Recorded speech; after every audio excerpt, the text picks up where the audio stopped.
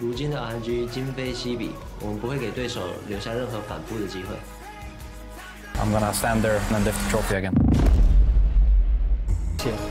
为了无悔，为了胜利，为了站在世界。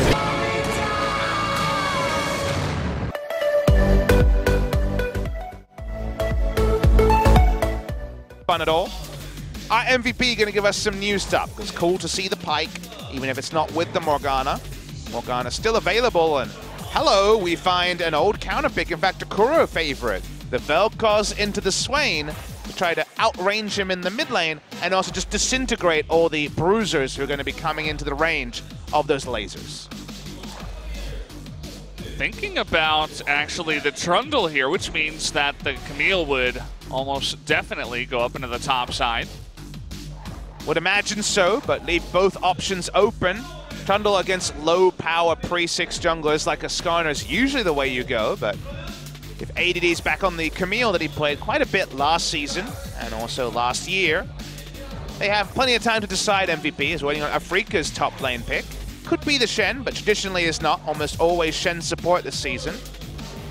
And will it be that Jax? You mentioned Jax and Jace. They'll go for the Jax in this particular case. They're saying, hey, if it's going to be Camille, Jax has that fun skill matchup, and Keen seems confident to go into it. Jax can have a fun time if you're playing up against Crazy's Camille, who loves to hook shot into double buff, one level ahead. Fed Jax when he doesn't have flash. Never going to forget that play. No, I'm going to say we're going to be referencing that one off the cuff every time we get now. this matchup, I'm just going to be like, remember that time that Crazy messed up that time? It's probable that ADD will do better than Crazy, you know? I would have to imagine. He looked pretty good on the Kled.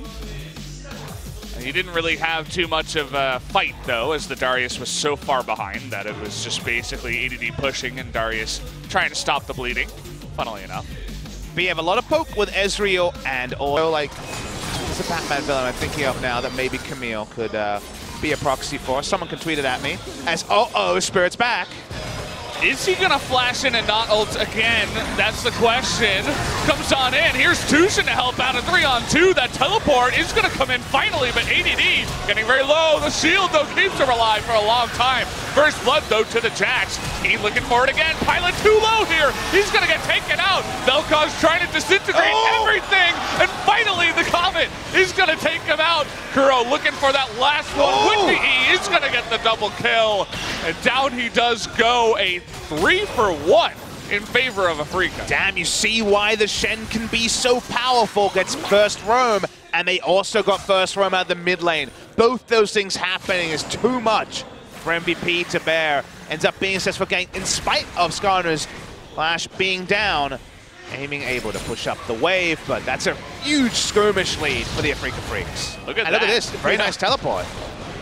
Noticing the situation on the map, knows that they got 3 kills in the push in the bottom side because aiming never moved, and then they just TP bot and get first blood turret over to Jackson and Vlad. That's fantastic. So level lead for ADD and the counter-strike down. So the Keen's first and a mistake, but it's all in service of income Skarner. It turns out Skarner ult and Shen. It's going to be a lot of threat to begin with. Keen actually has to flash because there's a chance that ADD could have found a way out.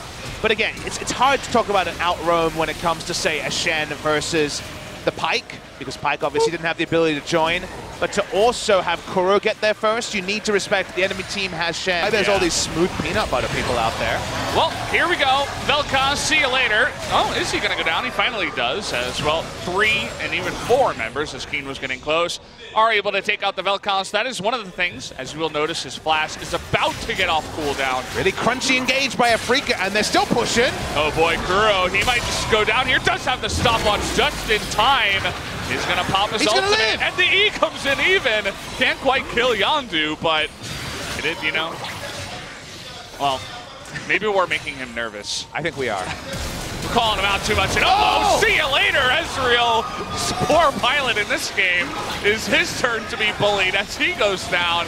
See you later, Max, too. As Afrika pick up a couple of easy kills. Nice engage there by Tushin. And this is what we're talking about in game 1. What were MVP lacking? Decide. Nothing comes of it as Spirit was a little bit behind. And ADD in a lot of trouble here, looking for that hook shot. The Predator Skarner comes in, forces that flash, but it looks like he's still going to be hooked on in, and see you later, ADD, as he does go down no matter how much he can ult on in. Not enough escapes. Ultimate usage, but no could do. And speaking of which, ADD, this time he doesn't have his flash, and Keen is coming in too. Spirit is here again with this ultimate, and ADD will go down again. 0-3 is the ADD in the top lane. Now, the actual mechanics there aren't that interesting, but the one thing to tell you guys, Pixels. Well, here we go. Spirit's really fast, and he got the swing right in the middle of the fight. Ian never even had a chance to get his ultimate down. They're pulling Keen into the fight. Whoa! Here comes aiming. Can he actually get anyone on the back of this? Nice parallel comes in. He nearly kills the both of them on the back. Flank wards, they know the Jax can potentially punish them on. They find Keen. On top of a ward there, Keen's actually in a lot of trouble, but he does have the swing coming on in with the GA. Gonna pull in the Trundle, but look at that disintegration ray in the back line, trying to take them all out, but in the end, Yondu is gonna go down, and Kuro is incredibly strong and scary right now, so MVP is gonna leave that one and back away. Could have been the perfect fight there for him play. Good play from Max. Gets the very short-range Bone Skewer, gets him over the wall. They get a lot of Jax's health bar down. And for Ian, while he has to flash, it's in response to Spirits.